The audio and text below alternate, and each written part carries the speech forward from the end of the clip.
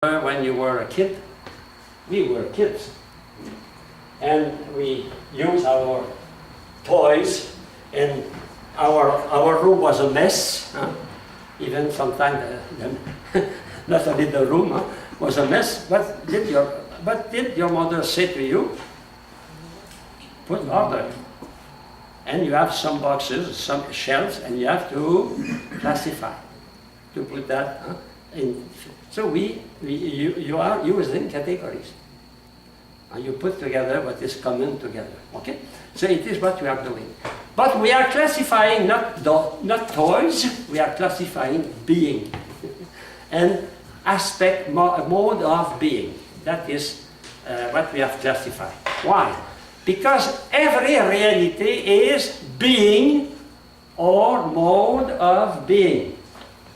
For example, I can exist as a teacher. So as a teacher is a mode of being for Father Michel Legault. No? So you understand the difference, to exist and to that being, or a mode of being, a manner of being. Well, give you an example. Your cat is black. Your cat exists. It is a being. But he exists as a black cat. Black is a mode of being. You know,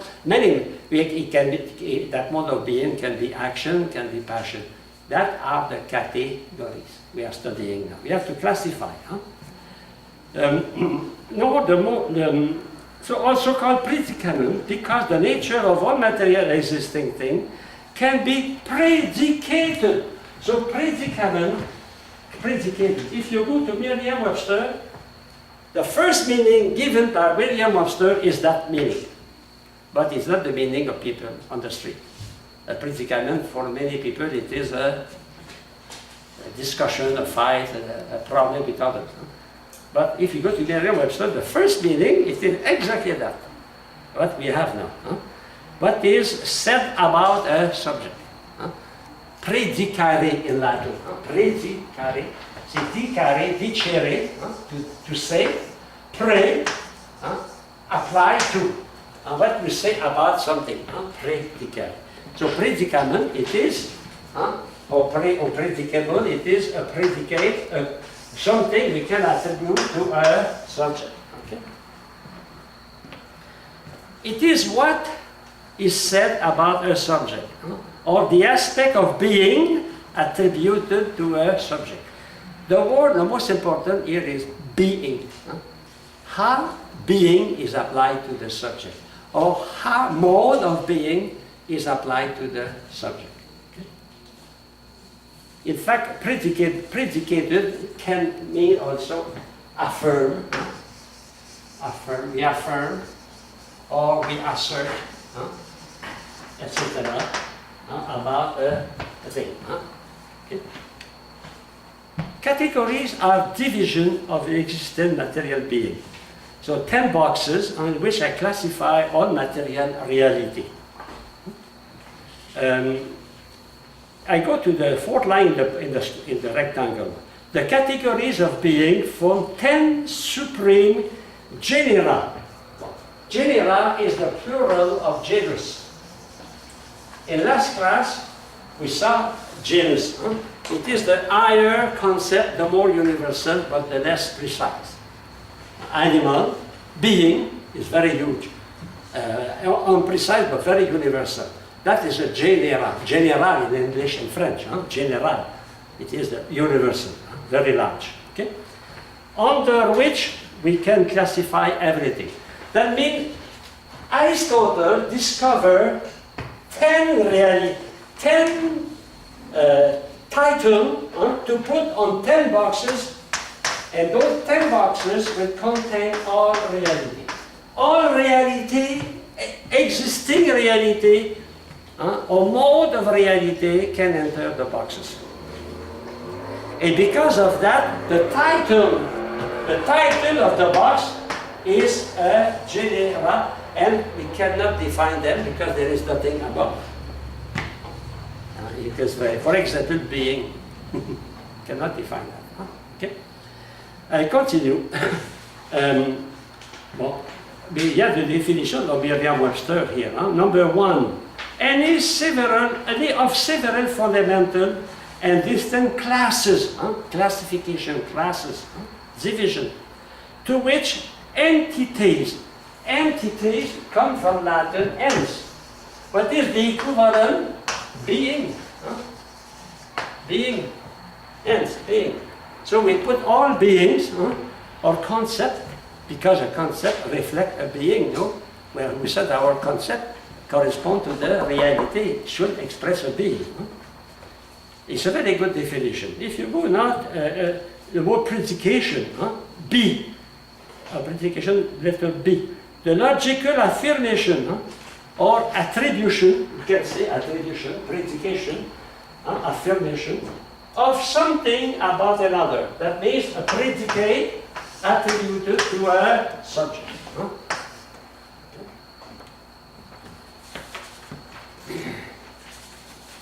So the classification or categorization, the category means division. When you make category in the society, you have the rich, the poor, and the middle class. We divide on 3 categories. Category means division. It's the word, the Greek for division. Okay? It's necessary to arrive to a clear understanding. Imagine, suppose a scientist asks children during the vacation to collect all the butterflies they can collect during the vacation and to give him that in September at school. He will have a lot. What you have to do? Classify. Science start from experiences, but those experiences must be classified. You must put that in different boxes. In Africa, we have a brother, a Christian brother. He was studying snakes. He was very good. He was able to take snake like that. Oh. And African, they were afraid. He was. Yeah, in his office, he has a series of bottles filled with snake, any kind of snake. He was studying. When you study snakes, you have to divide the snake. Not every snake will be in the same. I don't put a boa in the same bottle as a little green snake, you know. So in science, you have to divide to understand. It is Maritain, I saw that going on. Distinguish to define, to understand. Otherwise, it's the same when you study, we should not put everything on the same level. Some things are more important, some things are less important. They are important, but they are explanation of what it is more important. No? It's the same in your budget. When you prepare your budget, you make some categories. A budget for the car, a budget for the insurance, a budget for food, a budget for vacation, a budget for the children. And not everything has the same importance, I'm sure. I suppose the food has more importance than your vacation. Okay? I continue. I don't want to condemn those who go on vacation. It is unnecessary. I should go more in vacation. Okay. So necessity to put order in order to understand. It's the same. I remember.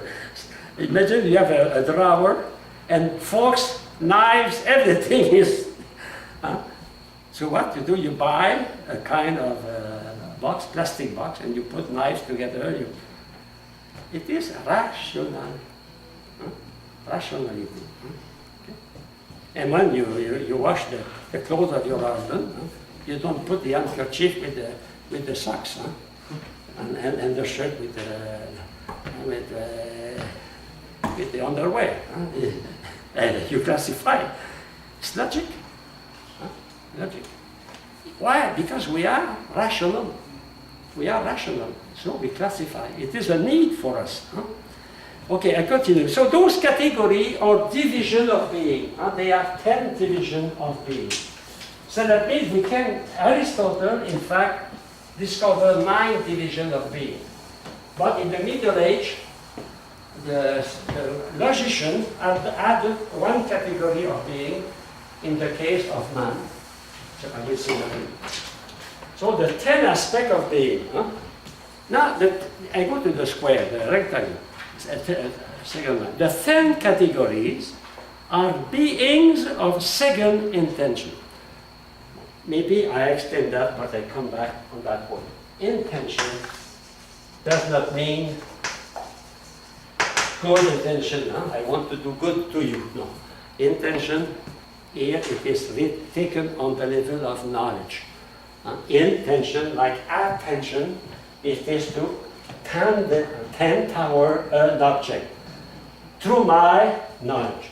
So we have a first level of intention, and we have a second level of intention. But you are in the second, we have I don't know, United States, but in Canada we begin to analyze in the third or fourth grade. It's the fourth grade. In fourth grade, the teacher said to you, this boy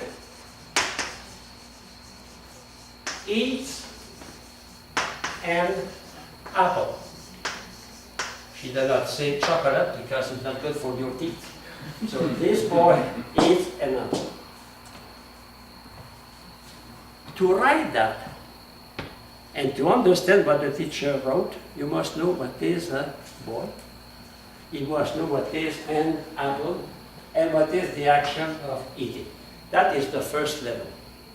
When you abstract what is a kangaroo, what is a carousel, a soursop, what is a lily, you abstract. That is the first level. You have the idea what is a boy, you have the idea of what is eating, and you have the idea of what is an apple.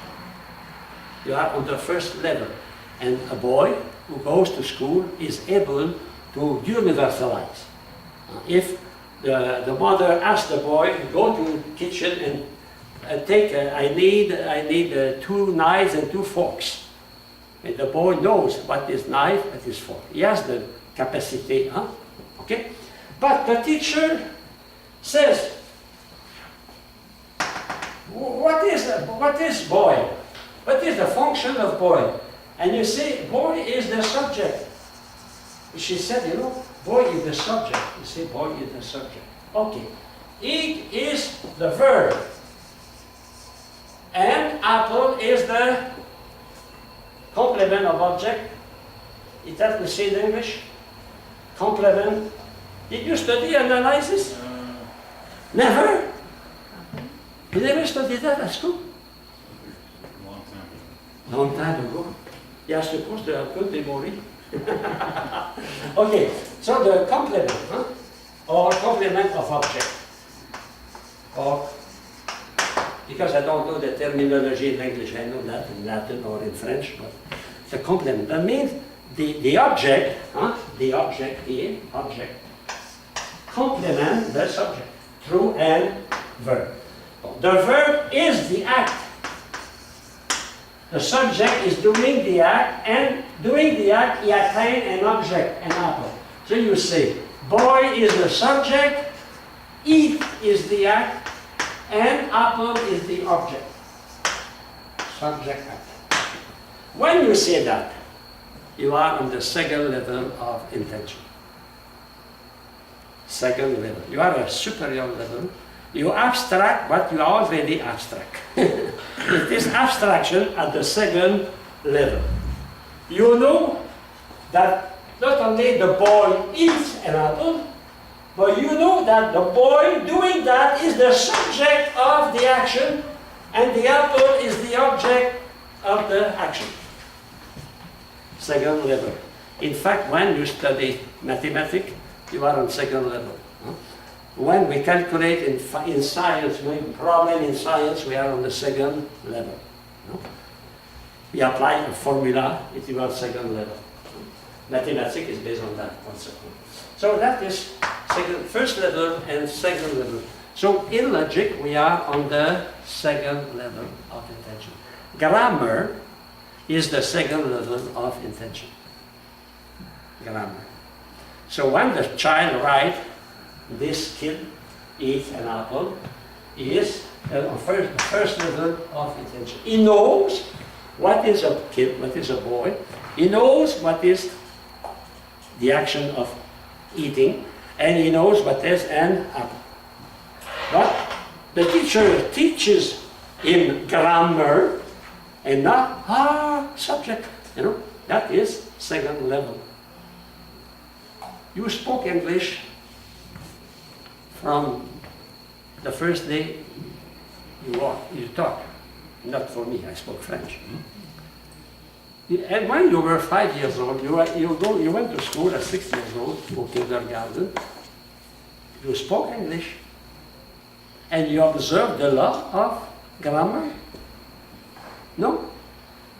You said my father's car. You did not say those boy is 6. No, you said those boys are 6. You observe the law of grammar without knowing the grammar. It's the same in logic. You obey the law of logic without knowing the law of logic. But now we are studying the law of logic. So we are passing from the first level to the second level. In fact, logic, I told you, is the grammar of knowledge. And now, in fact of those reality we are in front of us, then we are starting, not only we know what is an apple, what is a tomato, what is a cucumber, but we know that if I say this cucumber is green, I know the cucumber is the subject, and green is the color on the, that is grammar, that is also logic. In fact, grammar is logic applied to language. And when you were in primary school and you begin to study the law of grammar, in fact, you were using your logic without knowing that. Okay? I go now to general treatment, A. So we will see first in general what are the 10 categories, and after that we will study one by one. And that study is important because we will come back on that when we study metaphysics. Because we study being now, but at the level of intention, second level of intention. In metaphysics, we study the same thing at the level of being. The same thing will come, but not the same perspective. Okay? So 10 categories, the 10 ultimate classification of sensible thing, or the 10 basic group of existing thing, or concept, because you know when we say thing, we can say also concept, because the concept expresses the thing. We call that the thing, predicament, predicated, attributed, said of their proper subject. So here you have many ways to say the same thing. Okay? You remark many times when I teach, I try to use all the expressions which are similar. Otherwise, if you stay only one and you read another in the book, you see happening that. So you must know that there are many synonyms. Okay? A snow is white. White is the predicate or the attribute of the subject. That is so easy, you cannot say that logic is difficult. Logic is not difficult. Don't believe those who say that logic is difficult. It's common sense. Like grammar should not be difficult because, you know, when you study grammar, you spoke already that language. Okay, every predicate can be classified, we start with that. But I give you an example, Habakkuk. You know Habakkuk? Habakkuk is a Jew from New York, because Habakkuk is not a word we find many times when we baptize children. But it was in the Bible recently, we read that on Sunday. Maybe you were reading that in parish. So Habakkuk is a man, is 6 feet high, that is a quantity. Is kind, joyful, strong, etc. Is that quality. That means is being as a mode of a mode we call quantity, as a mode we call quality. He is the son of a rabbi and the brother of 3 sisters. That is a relation. At present, he is running in Central Park. He is running action. But he is under the sun, beautiful day, is warmed by the sun, passion. And he is fascinated by the beauty of Central Park, etc. And now he is, you know, when we run, we don't run like that. So this position, he is inclined, he is leaning, a little bit like that. He's not like that. When you pray, you are on knees. That is a position. Or you are sitting, another position. So we call that position, the position of your member in relation with one and another. At what time? 7 in the morning. And he has a kippah. A kippah, you know what's a kippah? The little hat. Like, he has a kippah, yes. And he has 3. Okay, here's Habakkuk. Okay, so here is this Habakkuk. And all those things are in Habakkuk. Suppose Habakkuk stopped running. Habakkuk cut his, how do you say that? Braids. He cut his braids. He took up his kippah. Is the same Habakkuk? Some Habakkuk is, he can say, I was in Central Park, now I am in Wall Street making money. Or I am in the synagogue singing songs, etc. So what we remark? We remark something is permanent and something is changing. Look at yourself. I'm sure we have some picture of you when you were a baby. The most beautiful baby in the United States. Everybody, what a marvel. And now you look at you when you were going to kindergarten. After that you look at you when you were first communion. Oh, so pious. A future pope, a future permanent deacon. And you look at you at your marriage, and you look at you after that 25th year of marriage, maybe, or more or less. What do you say every time about the person represented on the picture? Change. You are not the same. So you are not the same. The baby was born in you, totally different. So you are not the same. The time you married. So now you are no more married. Something changed, something is permanent. And you say, hey, I was the most beautiful baby. I was so kind in kindergarten. I was so pious at first communion. I was so handsome at my marriage. I was, I said, I. No. Is it the same I as when you married him? I hope. And you say, what happened?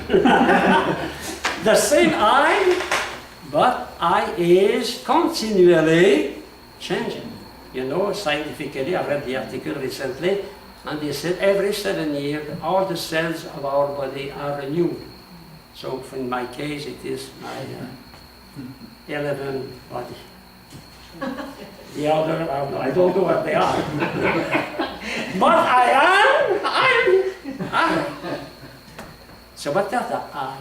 It is what is under the rest, under the change, under the quantity, the quality. Is that under, we call that substance. The substance. Substance, stare, to stay, sub, under. Under all the change. When you were a baby, first communion, graduation, marriage, 25th anniversary, etc., etc., your ordination as a deacon, permanent deacon, all that, it is on you, in you. It is the substance. The substance is the being in itself. Huh? The being in itself. But your dark hair, your gray hair, your white hair, your low hair are in you. They don't are in themselves, they are in you. They are in another because that accident. So we have 9 accidents and 1 substance. So we take a break. Your eye require a break. But when you come back, you will be the same eye. But different.